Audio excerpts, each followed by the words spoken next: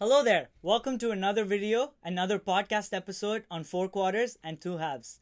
Today we're doing a very special episode, and I think it's a pretty special time for all football fans around the world, I think, no? Yeah. Because we're about 5 days away from the start of the new Premier League season, right? It's so exciting. It's been so long.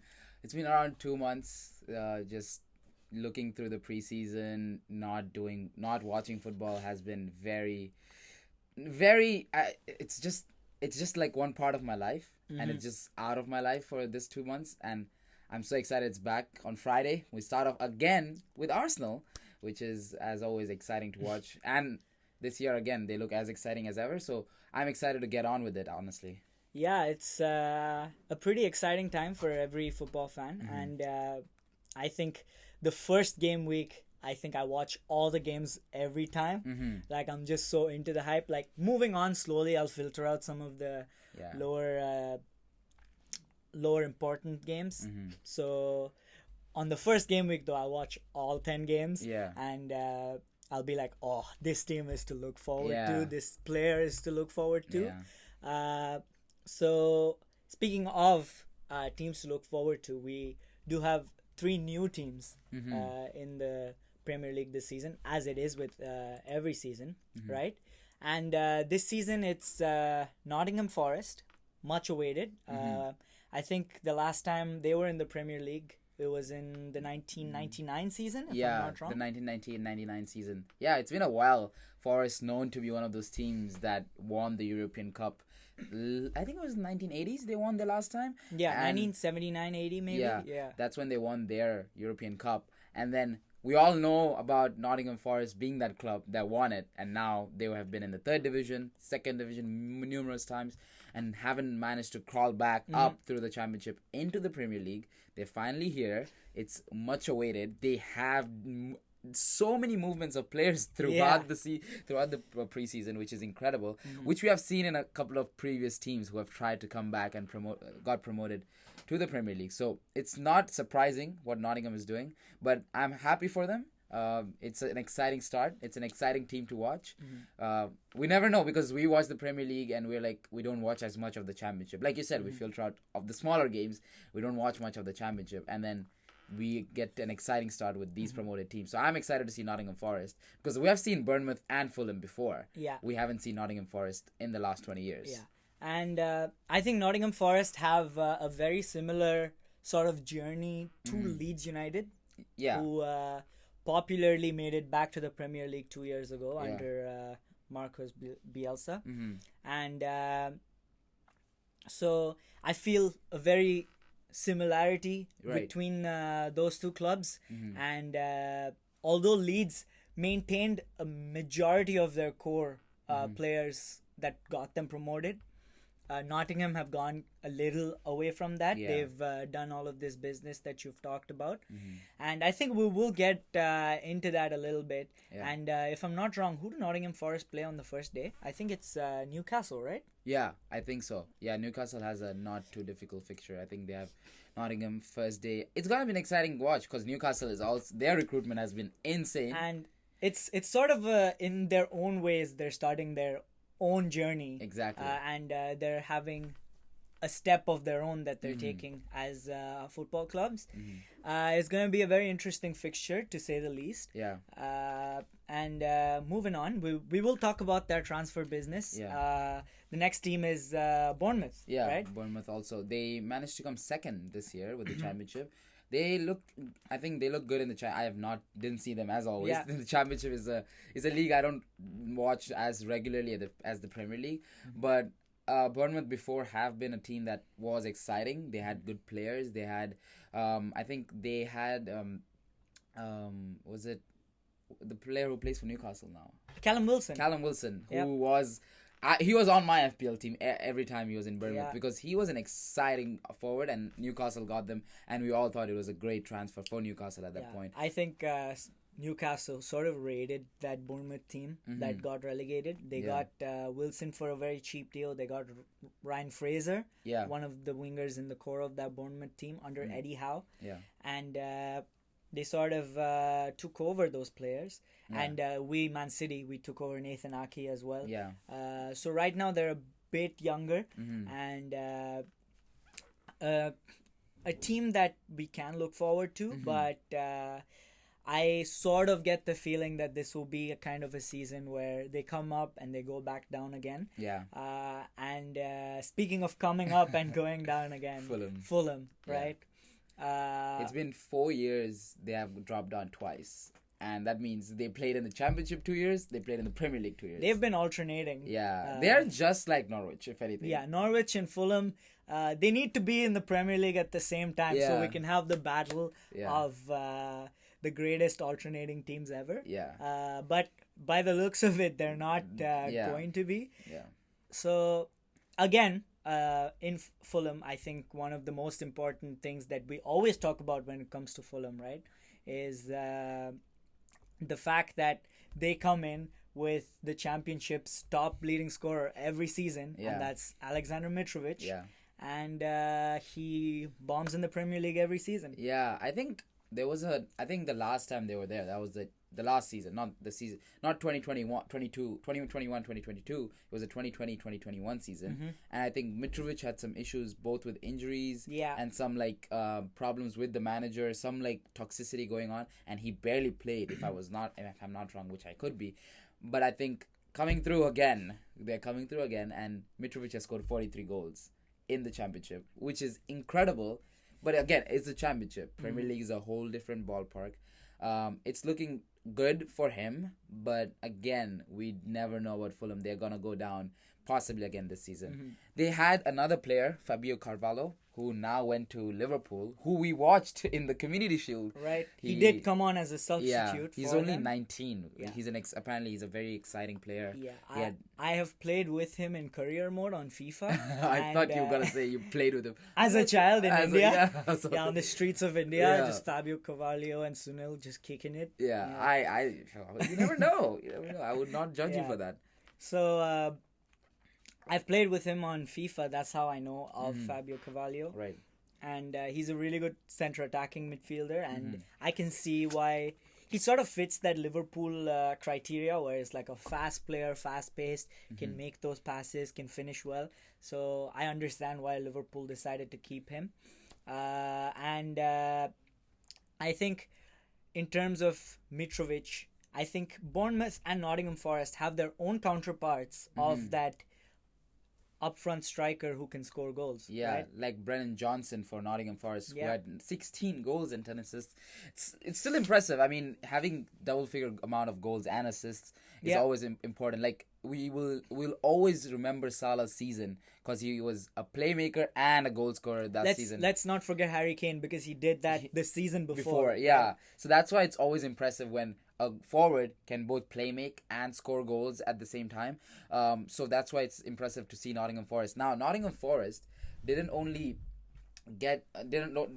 have the same players like we have been talking about with their movements. They have brought in 13 players into the squad. A whole lineup, a whole starting 11 basically have come into Nottingham Forest, which is scary because I think in 2020 Fulham also went through the same strategy. Yeah, and I think the year before this, Norwich went to a very similar strategy. Yeah. They got Billy Gilmore from Chelsea. They got Josh Sargent, the American striker. Right. They got Rashica from the Bundesliga, and they built around a lot of their core players, and they bought in a lot of those side players, and they spent a lot of money, and it did not work out for them. And historically speaking as well, when a team comes up and they have this huge revamp and this huge spending spree, typically it does not go too well for them, because I think what is most important when you're coming up is that sort of team cohesion, and it's gonna take time for that team cohesion to come about. And teams like your Fulhams, your Norwiches, they don't have the time to have that initial setup stage. They need to start getting points on the board right away if you need to stay up. And by the time they decide that this isn't working out and go to another manager, it sort of ends their season. And I think that's a similar story with a lot of these clubs that are coming up. Yeah. Right? it becomes when you have a revamp like that with 13 players, which is a lot of players, because that it does bring in depth. We can definitely agree with that. Yeah. But it also brings its own cons in that, like you said, team chemistry drops down a lot. And out of the players that they've gotten, I think there are 3 players which I'm okay with, or 3 players that are proven in the Premier League and probably will be strong week in, week out. That is Nico Williams, Jesse Lingard, and Dean Henderson. These are the 3 players I can see them in the starting 11. But I think even with Jesse Lingard, we'd never know because he didn't play that. We talked about Lingard in our previous video on the tier list. We never know with Lingard. Nico Williams is an exciting player for Liverpool, and I'm excited for Dean Henderson because he didn't get his minutes as much at Manchester United. Yeah. And when he played for Sheffield United, he was so exciting. Yeah. I loved watching him. Yeah. He was a shot stopper. Yeah. And Sheffield United finished in the top 10 in their first season. Yeah. And purely because of Dean Henderson, let's be real, right? He went and immediately they got relegated. They couldn't keep up with it. So Dean Henderson was such an important part, and we can agree that he is a Premier League quality player, and he deserves the starting minutes that he will get at Nottingham Forest. So I think in terms of a good defensive team, we can see Nottingham Forest be that. Again, I'm drawing that parallel with your Brentfords and your Leeds United. I think in the past 2 seasons, these are the teams that have stayed up. Sheffield, they stayed up, and they maintained their core, and they sort of had this sort of history in the Premier League, and it again with Brentford, again with Leeds, and I think that's something that we can see from Nottingham Forest. So it's something very exciting to look forward to, right? Yeah, I think these 3 players kind of put Nottingham Forest ahead of Fulham and Bournemouth. I agree. Because both Fulham and Bournemouth have gone ahead and gotten a little bit of players, not as much as Nottingham, who have revamped their team completely. But I think these 3 players put Nottingham ahead. I still don't know whether they'll get promoted, they'll survive the Premier League. I still have doubts about that because the already survived teams, the 17 teams, are looking good, except maybe Everton. I'm not sure about Everton, but I still think these 3 teams will go down. But I think Nottingham will have a better performance than the other 2 because of these 3 good, like, Premier League proven players. Yeah, agreed. And it's going to be very exciting to look at these teams. I always personally, I have a fun time looking at the games of these new teams on the first game week, because it's always so interesting because their fans on the first day, they always show up, and the atmosphere is very exciting. And one of the things that I can think of is last season when Brentford came up, they played Arsenal at home in the first game of the season, and they beat them 2-0, right? And the atmosphere was electric, and it was a very, very exciting game. And and also, if you think a season before that, when Leeds came up, we had that, even though they lost against Liverpool in the first game week, we saw them have that exciting 4-3 scintillating game where they took the champions for quite the game, right? They almost beat them, and they gave them quite the challenge. I mean, 4-3 against Liverpool is always gonna be impressive. It doesn't matter which club it is, it's gonna be impressive. It doesn't matter if it's Manchester City, even it's impressive to play against Liverpool. They have the best team at home, at Liverpool's home. At Anfield. Everyone knows the environment at Anfield. Like, Anfield is one of those even Wenger has said Anfield is one of the most difficult stadiums to play in. And the fact that Leeds get promoted and they straight away go play against Liverpool and score 3 goals and concede 4, but that's been Leeds overall with conceding a lot of goals, but they were looking exciting. I was very scared of Leeds when they started, like, 100%. The first game, and it was exciting for them. That's why I always like to see the promoted teams, and they end up playing, like, Liverpool is playing Fulham. We don't know how it's going to turn out. We never know, and that's why it's exciting to see these new promoted teams. We can have some speculation of whether they stay. Obviously, it's too early for the first game week, but it's going to be fun to watch them. Yeah, and I think there's some kind of serious conspiracy theory with the Premier League, because every season Liverpool start out against a newly promoted team. Yeah, they say Liverpool fans always end up saying that it's either City or Chelsea that get the easier pick in the Champions League, because Chelsea last season had, I think, they had an easier pick. It was probably Lille, right, in the round of 16. Yeah. And then Man City, they have historically had an easier pick. round of 16 and quarterfinal picks. And Liverpool fans have been at it. And they had an easier pick last year with the Champions League. And they always end up having an easier first game. Exactly. So Fulham this season, I guess Norwich last season. Right, yeah. And the season before that, they started against, although it was a hard game, it was the newly promoted Leeds side. Exactly. So this is a conspiracy theory, guys. Debunk it. Ask the Premier League what's up. Yeah. Why do Liverpool always get the promoted teams? Yeah, it's crazy. Yeah, talking about like the promotion, I think what I'm most excited about is watching not just watching the first game week, but just following up, because the first 3 game weeks for Liverpool and Manchester City, who are known to be the contenders, are very similarly in terms of difficulty, because all 3 games are probably going to be easy for both the teams. And it's going to be interesting because we just saw the Community Shield. We just saw the 2 teams are. Yeah. Which should not be... Firstly, note, I think the Community Shield should not be a standard for how the season is going to go. 100%, Yeah. I agree. And I know that it's quite convenient for me to say. Yeah. But I've even said this last year when we lost against Leicester. I was like, the team just isn't sharp enough. And I think that was... very much the case in the Community Shield when we watched it. The Community Shield was sort of like Liverpool were just ready. They were ready. They were much more ready. They were winning all the second balls and they were going for the loose balls much quicker than Man City's players, and their passing was much more sharper than Man City's, and at the end of the day they deserved their win. But I think this does not mean that Man City are, say, out of the race, or does not mean that Haaland won't be a proven goal scorer because he scored and Darwin Núñez did. Yes, Darwin Núñez got that goal and it was a great goal. It was a poacher's finish, but I do think City are still figuring out that dynamic of having that striker that is playing front.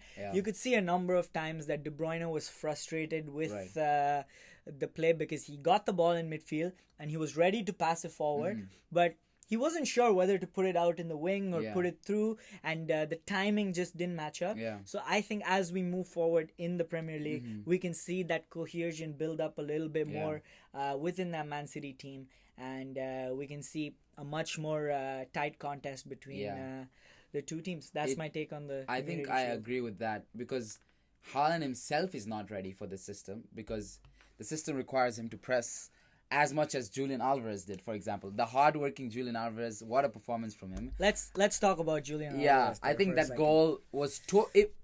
the finish was probably not the best, but the goal itself, everything he's been working on, the pressing, everything, he looks like he slips into that Pep Guardiola system so well. 100%. And I don't know if you noticed this, but he did the Aguero celebration after he scored that goal. And we've always, whenever we saw that, Julian Alvarez was going to come to City, we were like, this is literally a mini regen of Sergio Aguero. And he was, you could see that he was ready to fight, right? You could see as soon as he came in, he was making those runs and he was just attacking. So it's very exciting, and I think it's also important that Haaland have that competition from Julian Alvarez so that he doesn't take that starting role for granted as well, right? Yeah. So another thing I think we should point out is Haaland having an XG of 1.6 goals. So XG is basically expected goals.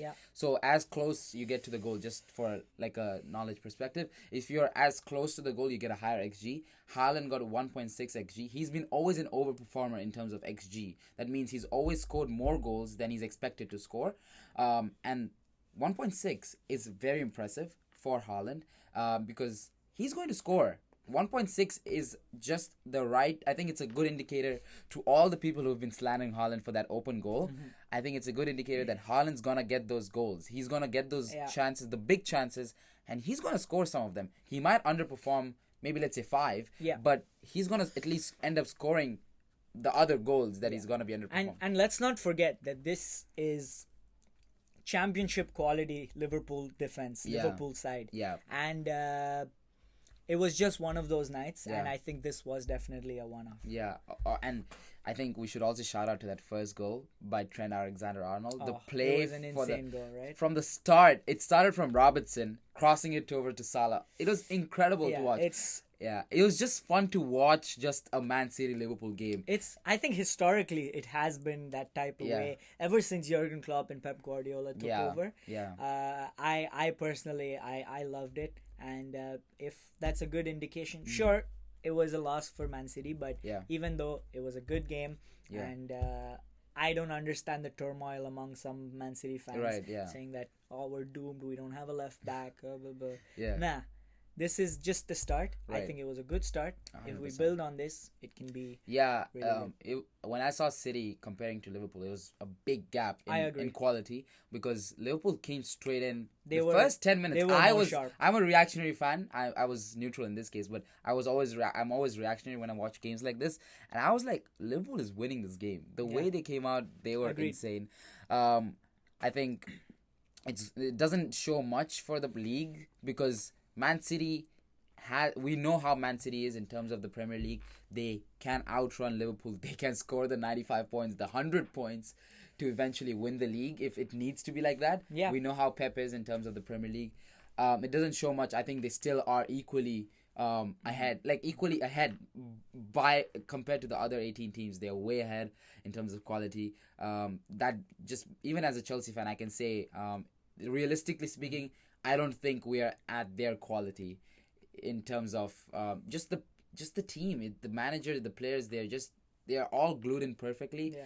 The system is working for them, and I don't think any of the other teams, even if they're exciting, even if we see Arsenal, Tottenham coming up, it doesn't look like it's gonna be a different winner than Man City or Liverpool. Yeah, I think that comes down to the fact that the Premier League requires one thing to win it, and that is consistency. Exactly. And although on a one-off situation, all the top 10 teams can beat anyone in the league, anyone, even Man City or Liverpool. Right. When it comes to longevity throughout the season and being consistent throughout the season, I think Liverpool and Man City are in the best position to do that. Yeah. And Man City, we start against West Ham this game week in the London Stadium, and West Ham are a great team. They have moved up miles from where they were 2 years ago. They were almost relegation candidates 2 years ago.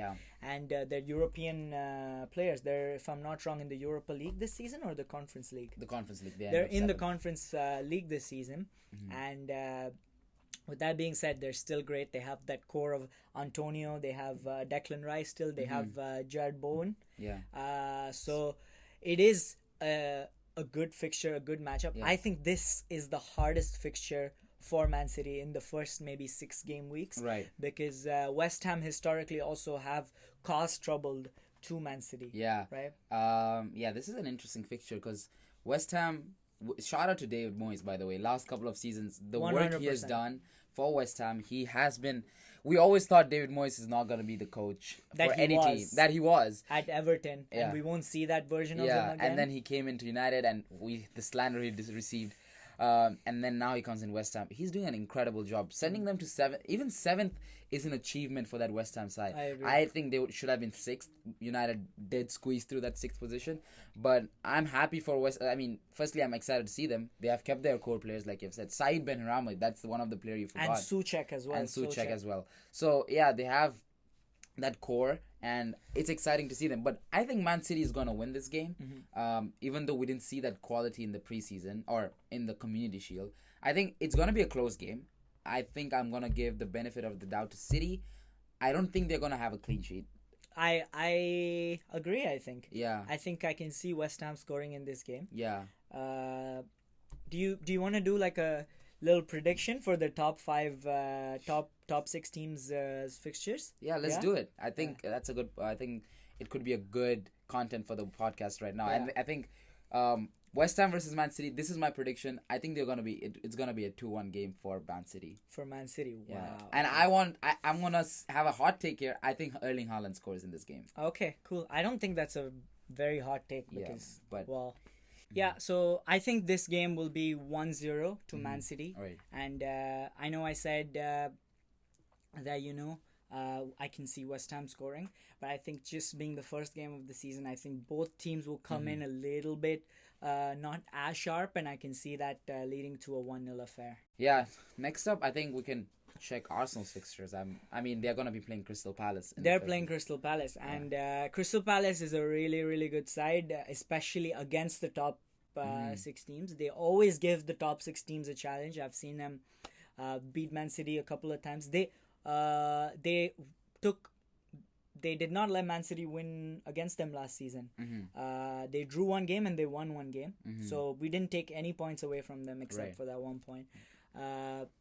And historically, they've also beaten Manchester United multiple times. Right. They're a very exciting team because they have that attacking...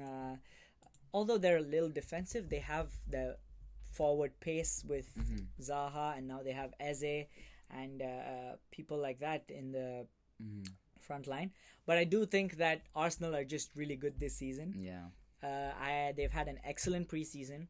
They've had an amazing time with the recruiting, like we've spoken about even in the previous episode.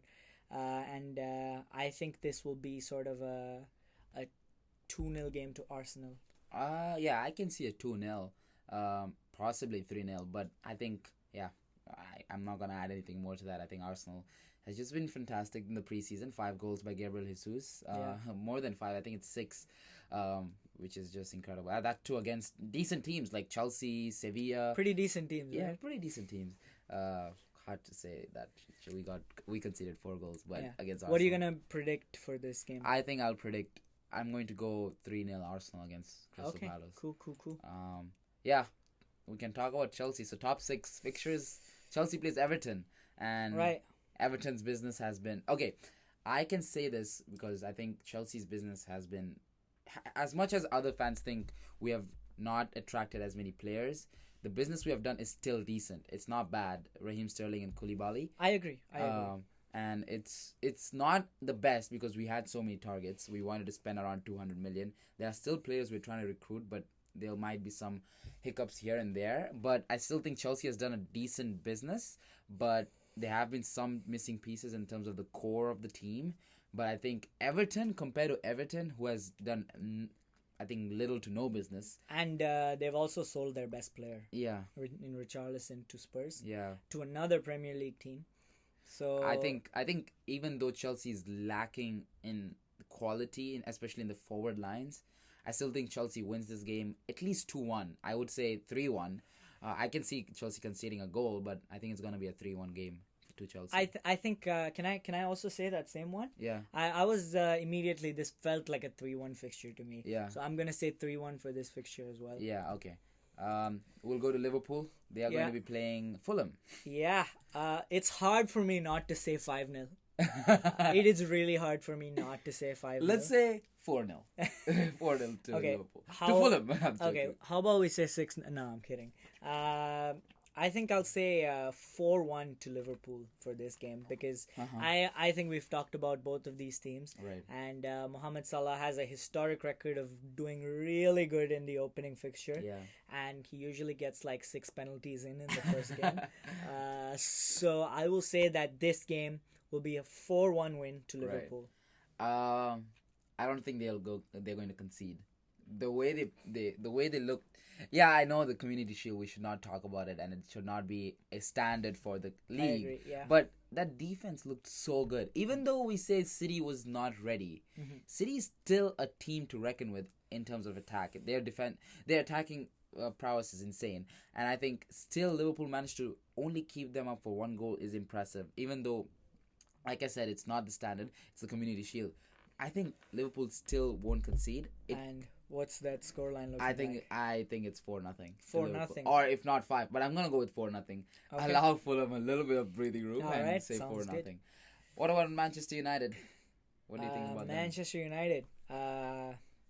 Man United. They were playing Brighton. And I think last season also they had a lot of trouble beating Brighton, if I'm not wrong, right? Totally agreed. And they usually have trouble beating these sort of mid-table teams, Crystal Palace, right. Brighton. And Brighton have consistently overperformed. Right.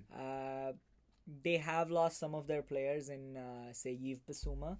But I still think with the team being so cohesive and built around, not a single player and more of a sort of team environment, I don't think Bissouma's loss will be so impactful that we can see Brighton get relegated or something. Right. I still think they will be in that mid-table range, and even though they finished in the top half this season, I can see them being, say, in the bottom half, like 11th or 12th. That's the level that I see them in. Yeah. But I personally think this will be a draw. Oh, yeah. I think this will be a 1-1 game. Yeah, that is exactly what I thought about when I saw this picture. Brighton and United 1-1 is... It's just written in the stars, It's the right? instinct. Yeah, exactly. Yeah. As much as I would like to see United be the United we have known for the last 2 decades, I would not like that. But... I mean, I at this point I feel pity for them. You gotta have to have pity for them. They have been going through a lot. So I still don't think they did a decent amount of business. I think this season, this preseason, their transfer market has been underrated to a certain extent. They have brought in some players they needed. Still don't have a DM. This has been the issue for the last 3 years. But I think they still can't beat that Brighton side, even though Brighton has lost a couple of players. Even though they speculated to lose a couple of players, I still think Brighton will end up drawing with United in the first game. And we're going to see a lot of Twitter slander coming towards United by their fans. Yeah. Which is going to be fun to see. What's the scoreline you think is it going to say 1-1 as well? I'm going to say 1-1 for Manchester United. Right, sounds good. And next we should talk about Tottenham Hotspur. Yeah. They are going to be playing, I think... Southampton, right? Yeah. So we have Southampton, and I don't know if you remember this, but a few seasons ago they did play Southampton, I think in the second game of the season.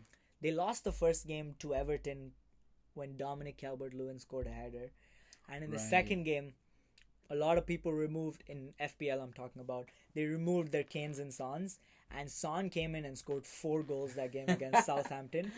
And Kane got, I think, 4 assists that game, if I'm not wrong. And it was a very, very exciting game. Yeah. So Southampton, again, we've touched upon Southampton and the way they do their business. They sometimes they sell their good players because other teams come knocking, and they buy other young players, and they still find a way to perform. That's sort of their philosophy. Right. And although I do see that happening in this fixture, I do think Spurs will have a wipeout. I can see a 3-1 Spurs. Yeah. Well, yeah. The way, I think there's been a little bit of commentary on how Spurs have been in the preseason, and what I've seen is the wingbacks are performing. Even Perisic are getting into the right positions, and when the wingbacks perform in a Conte team, that's when the Conte team is the most successful. Yeah, and that's when they're most dangerous. Exactly. So if you have wingbacks, and let's say Harry Kane is not given that playmaking role that he was under Mourinho, a little bit more playmaking, I can see Kane scoring left, right, and center, and Heung-min Son getting into the right positions, cutting into the D.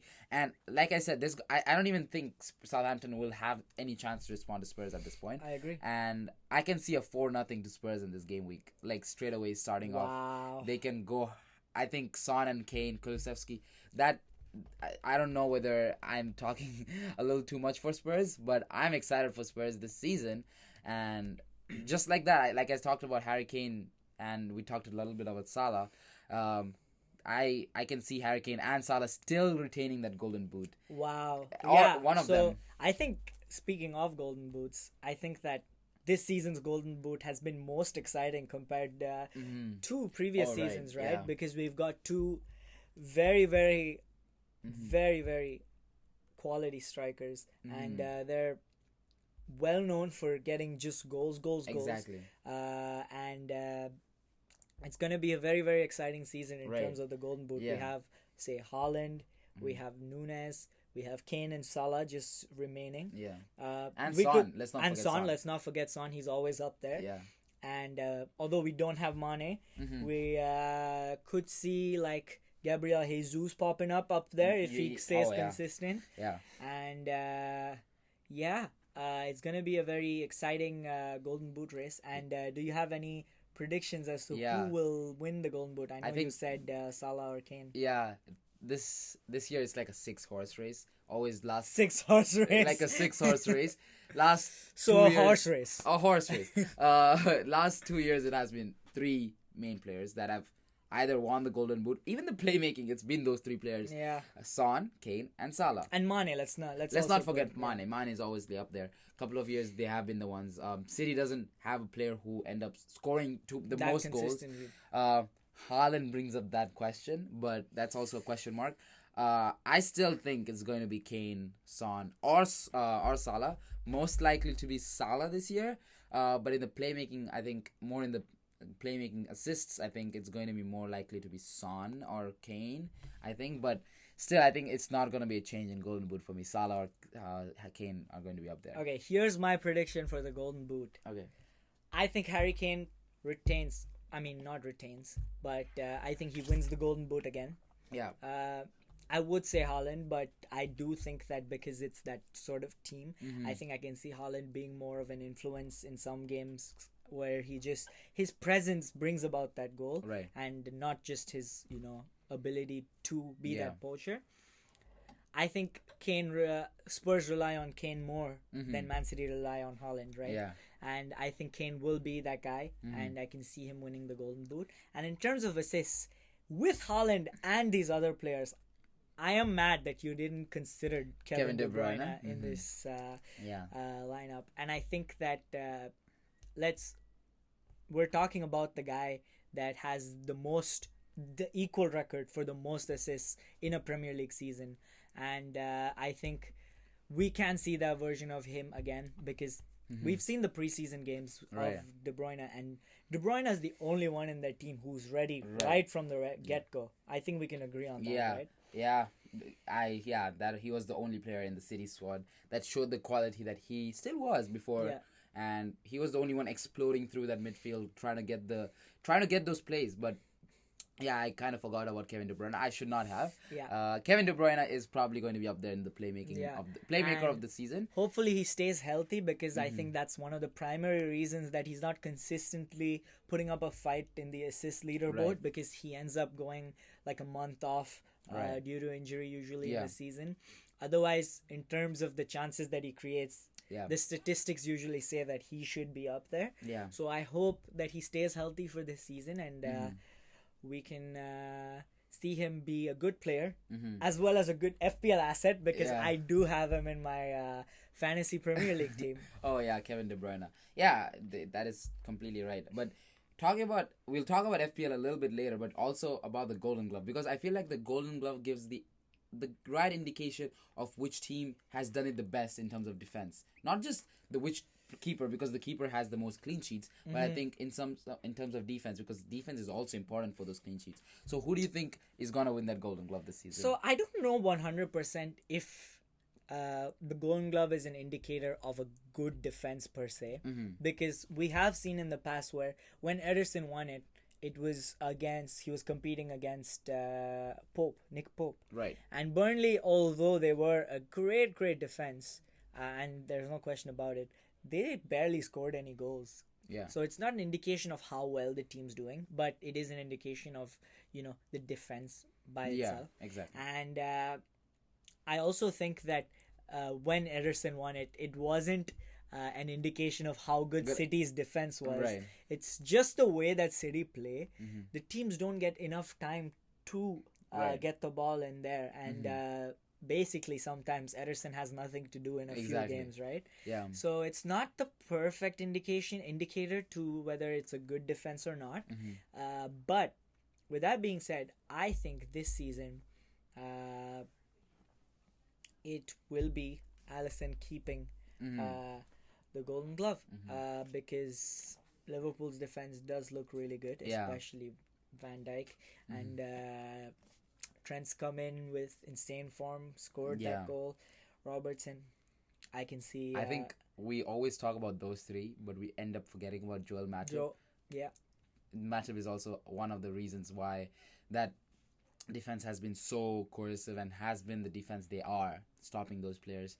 I think I agree. Alisson will be the Golden Glove. And I think something that goes sort of under the radar about Liverpool right now, especially, is that they have a really good midfield. Oh yeah, wow. It was a very sure midfield, and it's not something that I've seen in the past, because in the past it's usually like a lot of rotation between, you know, Keita, between Henderson and Oxlade-Chamberlain, even Milner, all of that.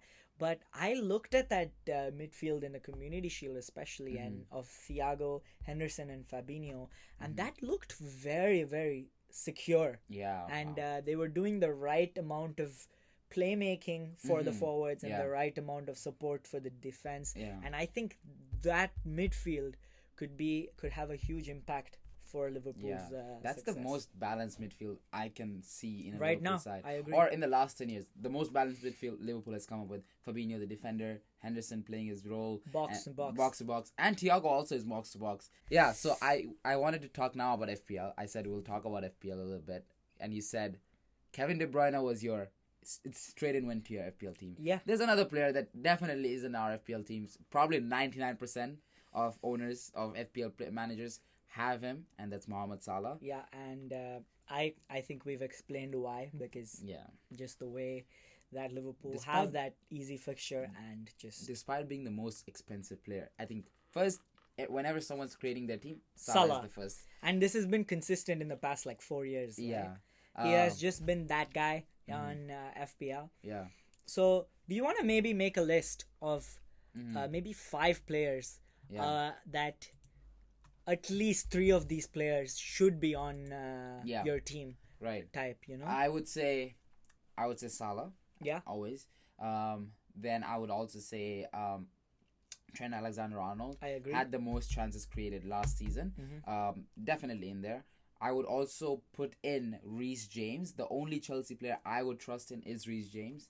So just a little bit of a bias. I think Reece James should be there. He was the second most chances created and got a lot of FPL points himself last season. He goes in there for me. Now the last 2, I think these 3 are for sure there. I think Harry Kane is there for me. He's in my team.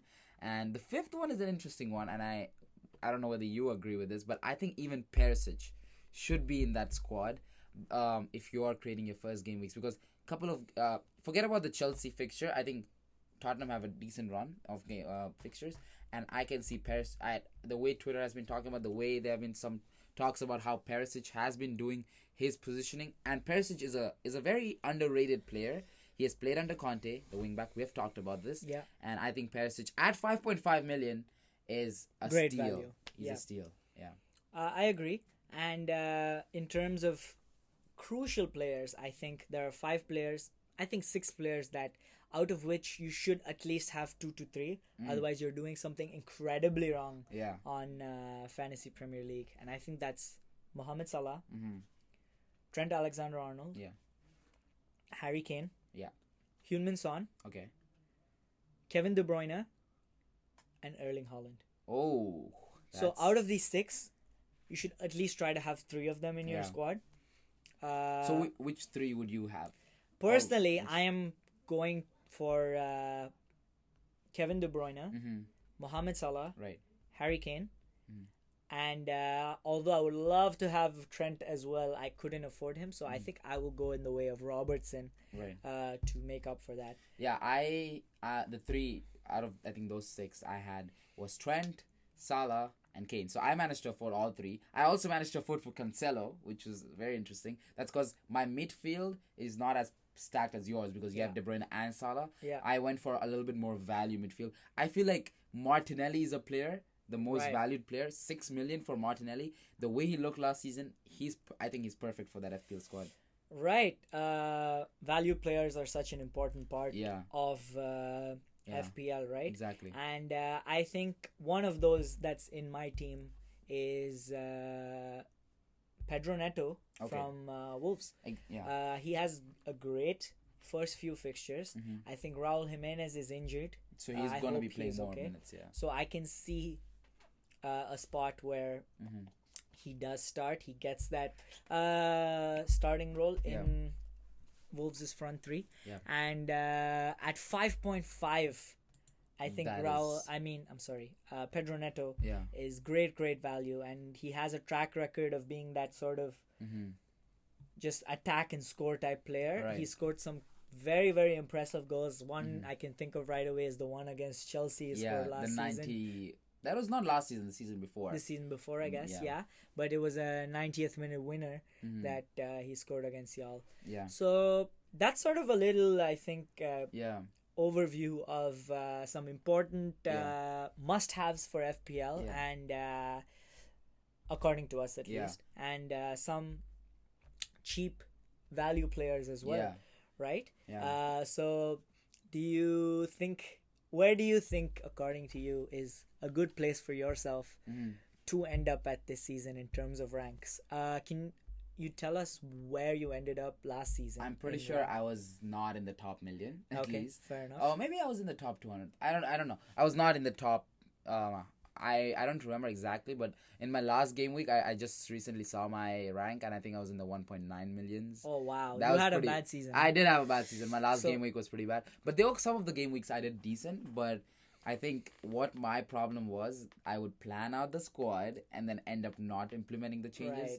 Right. I would be like, wait, 9 a.m. Oh wait, did I make my changes on FPL? I do remember this one time where Sudhish sort of made all his transfers and he left the important players on the bench. Oh yeah. And completely forgot to put them in, and they ended up scoring. Yeah. So if you are one of those people, this is your reminder to change that this season and make those points. Yeah, get on that FPL grind. Get on that FPL grind. Be consistent, right? Yeah. And realistically, for you, finishing off in a 1.5 above million rank, what's a good rank for you, or anyone who is in that rank to aim for realistically? You think? So I think I don't know about an overall rank, but I do want to win the leagues that we are in. Okay. There is a league, the 4 quarters 2 halves league, that's in the code is going to be in the description. Right. Please join the league. We're going to create a league and we are going to be there, and you guys join as well. We want to see how the fans perform. We want to see how your teams are going to be. We want to see the blunders, the blunders that I created. Musa Sissoko for me was once a captain.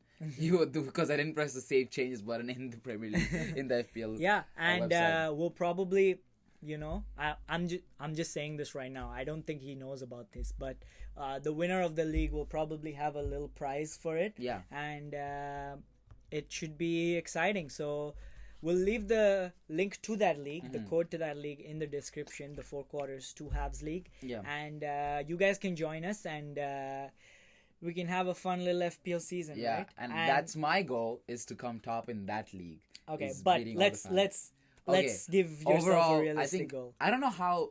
overall ranks is tough for me because I've never been that good in FPL. I am a very bad player in FPL, I would say. But this season, I'm going to try and put some more effort. I would like to come in the top 500,000 this year. That's a very, very, very realistic way to set your goal. Yeah. And me personally, the season before last, I ended up in the top 200k. I was in the 150. Oh, okay. And last season I ended up in the top 500. I had a bit of a rough start. You were in the top 500? Yeah, I was in the top 500k. I'm in 500,000. I know, but if you were there, I was 60 points behind you. So I must have been top 1 million at least. I'm not sure. Yeah, I don't know. I was 490k last season, and I think realistically this time I want to recreate my season to last result, where I end up around in the top 150, 100, and maybe try to push for that top 100. Right. But a top 200 rank is 200k rank, that is probably a realistic expectation for myself. Okay, that's fair. Maybe I should have a little bit more ambitious expectation, because I want to beat you in this season's FPL, that's why, guys, you want to see all the drama, you want to see all the heat, you gotta join that league, right? I'm just gonna try to see where did I end up being last season. I was not bad. I was 838,000. It was 838,000, and that's my best year out of all. So that means even though I had my blunders, I was not too bad. If I didn't have those blunders, maybe I would have been top 500. Yeah. So realistically, I think top 500 is a great I think it's a good start. Maybe top 300, top 200 is also a good place to start. But FPL is just one of those things, right? Just the thing with us is, because of the time it is, because it sometimes end up being 7:30 a.m. games. I forget to do my my changes on a Friday night, and then Yeah. it's ends up being a big regret because I've made these good changes, made everything. I've lost my maybe I lost a couple of million because of extra transfers, and then I end up not liking that a lot. But I'm going to be excited for this year because I think my team is looking strong. The first game week at least, and let's see if I do better than 838,000 this year. Yeah, that's good. Yeah. So I think we covered a lot of things Yeah. in the first game week, and we're gonna come back after the game week's over, and we'll sort of look back on all the things that we've said, the Yeah. predictions that we've done, Yeah. and look into our FPL teams, how they're doing. Yeah. Let us know in the comments about what you think is gonna happen in this game week. What teams you want to look out for? Some teams that maybe we are underestimating, maybe overestimating. Yeah. And we'll talk about it in the next episode where we review the game week. Yeah. So- Please slander us as much as possible. Last game week, I think last episode, last video, Sunil said that Nunes is a mid transfer, and it ended up being that he scored that goal against Manchester City. So slander as much as possible in the comments. We would like to hear what you want to say and what your opinions are. And that's it from me, at least. Yeah, that's kind of it from 4 quarters and 2 halves. The both halves of 4 quarters Yeah. and 2 halves. Yeah. Thank you for watching. We'll see you on the other side. Yeah. Bye-bye.